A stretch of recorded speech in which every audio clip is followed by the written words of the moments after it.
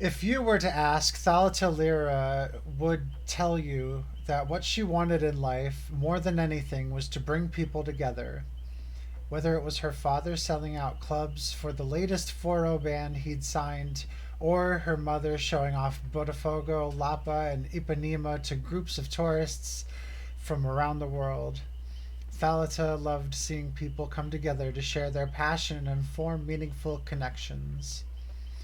As a teenager, Thalita found her community through kite fighting. Her uncle Inacio taught Thalita and her younger brother Renato to settle their petty squabbles through making kites and flying them into each other until someone's string is cut and a winner is decided. Thalita and Renato would spend their summers at Inacio's beachfront kite shop, working in the mornings and fighting kites in the afternoon. Their antics caught the attention of kids and adults alike, and it wasn't long before Thalita started teaching kite fighting at the shop. Eager to connect with even more people, Thalita would film these fights and post them online. Free publicity, she told her uncle. Little did Thalita know that her kite fighting videos would be her ticket to stardom. Videos that featured her and her commentary would get more hits, with viewers commenting on Thalita's kite fighting insights and her charm. The videos even caught the eye of a modeling agent. Before she knew it, Thalita was booking photo shoots for print ads and appearing in commercials.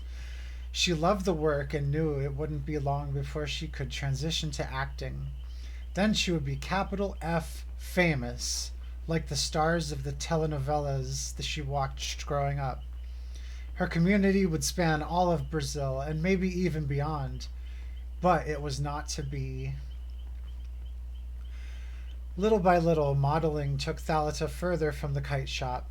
First, she had to give up playing to let the nicks on her hands heal. Then she had to spend her days networking, schmoozing, and lining up gigs well in advance. By the time Thalita graduated high school, her agent was eager to get her even more work, which meant even less time at the kite shop. All this hard work and dedication will be worth it, she told herself. Years passed in a flurry. Thalita was burned out and sick of the awkward stares and lingering glances from strangers.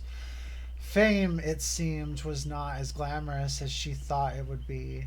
Late nights talking with Renato helped her realize what it was she was missing: connection. Genuine connection with like minded people. That is how her father and mother drew people to them, and kite fighting was what connected Thalita with others. Within a few short months, Thalita had quit modeling, used her money to open her own shop, with Inacio's blessing, of course, and brought Renato on as her first business partner. Fun Kites Rio became the premier destination for kite fighting materials, and Thalita's fame helped attract even more people to the hobby. It was a great start, but Thalita, as always, wanted to reach even more people. Fun Kites Rio's first tournament was a success, drawing hundreds of participants to the outskirts of Rio to watch dozens upon dozens of kites dancing in the sky.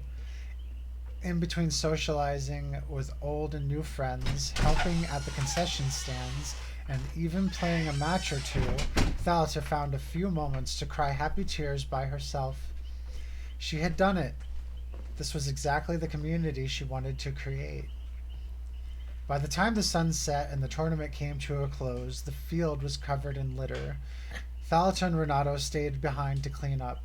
The full moon was high in the sky when Renato noticed something: a strange drone flying over the field. Thalita's mischievous childhood self came roaring back. Time for a challenge. A race to take down the drone. Renato couldn't help but accept. In the end, Thalita's kite was the one to get caught in the drone's rotor blades.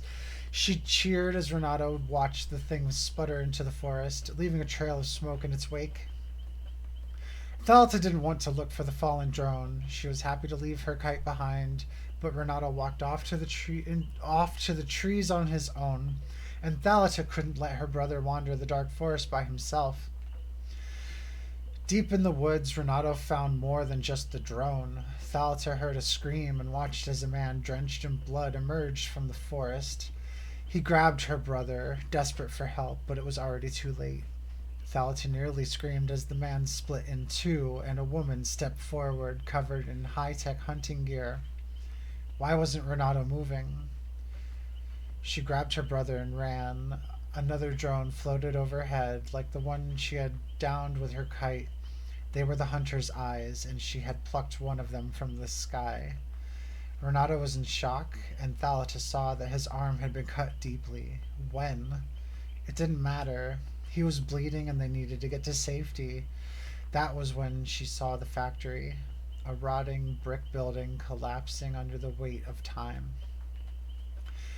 Thalita led Renato into the factory and found a dark alcove to hide.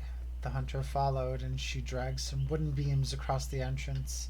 The only way out, blocked off. Thalita knew time was running out. If the hunter didn't find them first, her drone would. Thalita peeked from her alcove. The factory was changing, its dark and dingy walls dissolving to a bright and sunny landscape.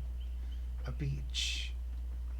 She found her resolve, a way out, a chance to survive. All she had to do was run. Thalita put her arm around Renato and pulled him to his feet. She thought she heard Renato telling her to stop, but she ignored him. This was their chance. They ran along the beach, leaving the hunter behind, kicking up warm sand with each stride. Thalita never stopped running, not even when the sand turned into swirling black fog.